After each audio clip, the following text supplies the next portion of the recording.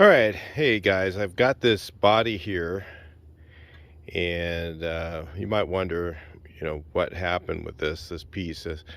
This was a grafted roof that was done so poorly that the car couldn't be saved. So I acquired the remaining parts here, and yeah, I'm gonna go ahead and I know our friend across the United States over there in Florida is in need of some pieces.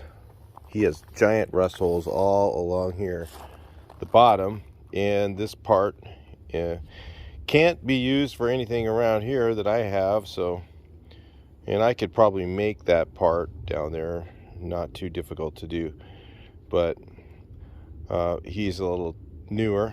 So we're going to go ahead and cut this off in this body piece and send it over to him, see if he can figure out how to use it. So I think I'm going to cut.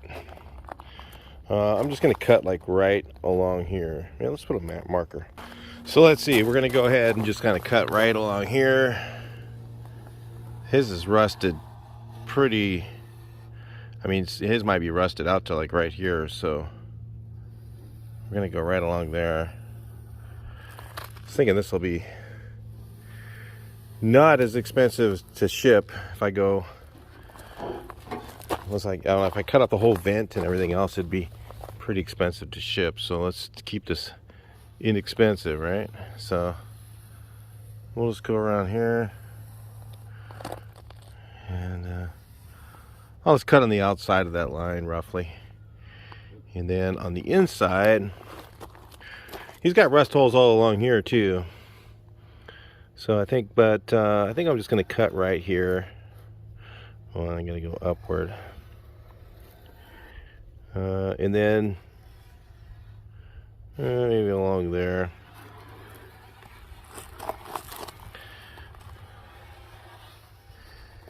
And up. Let's try that. Oh, we'll straighten out a little bit, but something like that. And I'll just cut it in the middle, roughly in the middle. Well, I could count these. Because what he's going to have to do with this to make this work is, if you can see here, all these are spot welds along here, and going to have to drill out the old spot welds. Doesn't look like there was very many of them. One there, one there, one there, one there, one there, and one here. It's just one in here somewhere probably. Can't really see it. One there, and then just separate the tube halves, and then do one half, weld in, say, the outside half, and get that right with, and line it up with whatever's left of the inside on his, and then drill his out and remove the same piece, and do the outside first and then do the inside second. Otherwise you'll never get the window shape correct. And then if you ever do something like this, you definitely would want to have the window with rubber on it, and then tack it into place, and then set the window in place.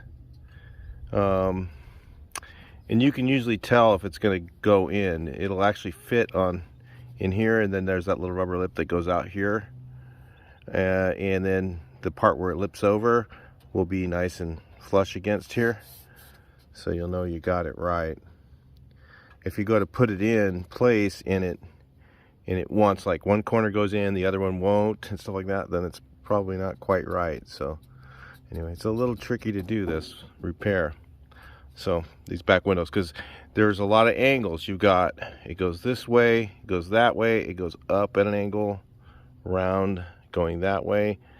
So there's nothing to, like, nothing square to measure off of. So it's really kind of a little tricky. But yeah, you can just set it in place and then try and butt one over the other one. Probably have to do, like, set this edge, weld it maybe, and then cut through 1 or 2 layers out here and then remove little bits of it. See, that's gonna lift it up and then pull the pieces out as you go. And you might have some gaps and stuff like that along here. Be a little tricky to put in. But anyway, let's see if we can do it.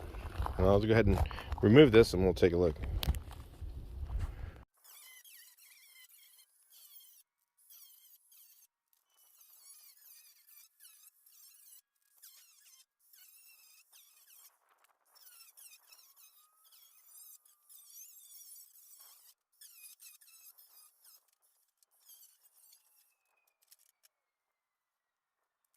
Oh boy.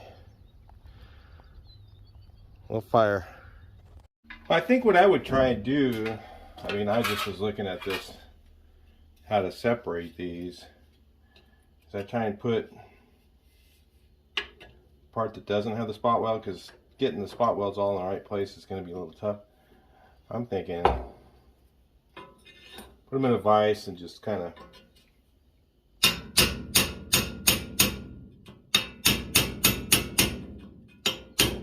carefully separate them, or at least then you can kind of see between the layers. Like you could put a light behind it and see between there and make sure you're on the spot welds, because sometimes those things can be hard to get off. So that's what I would probably try and do. Let's see, let's get the very end done.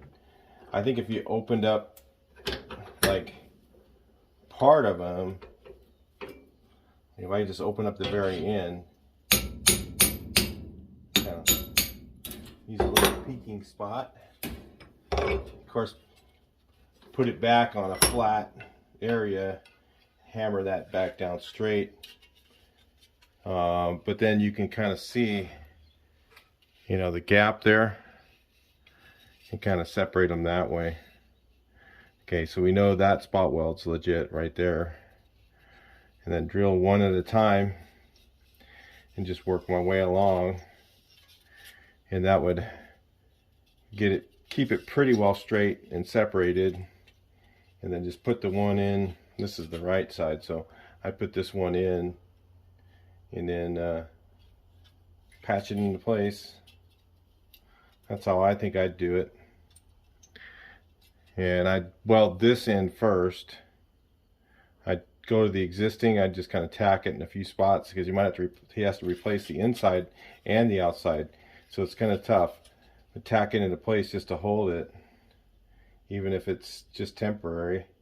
And then weld this edge in and tack it. If I'd just tack this a few places, and then I'd set the glass in with the rubber on it, and it should just fit right down into this groove here nicely. And then after you notice it fits, then just start welding in this edge. It'd be really interesting to see him do this, guys.